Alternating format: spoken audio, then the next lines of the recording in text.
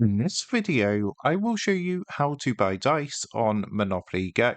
So let's jump straight into it. So here we are, as you can see on Monopoly Go. Now to go ahead and buy dice, the first thing you're going to want to do is come across to the Monopoly Go shop. You can do this by pressing the shop icon just up here in the top left hand corner, and it's going to take you into the shop. Now you're going to notice on here you've got a number of different dice packs that you can buy. This does vary from country to country, but for myself in the UK, you can see, for example, we have a 40 dice pack, which is £1.99, 100 dice, which is £4.99, 220, which is £9.99, and so on and so forth. Now, generally, when you first purchase one of these dice packs, you do get a bonus as well. As you can see, for the 3,700 dice pack, they're going to give you an extra 15,000 dice for £99.99. Now, in addition to this, there's also packs which contain dice as well. You can see these at the top here. So you can see, for example, this pack is £9.99, which gives you 240 dice, 2.77 Monopoly money, and one pink sticker pack.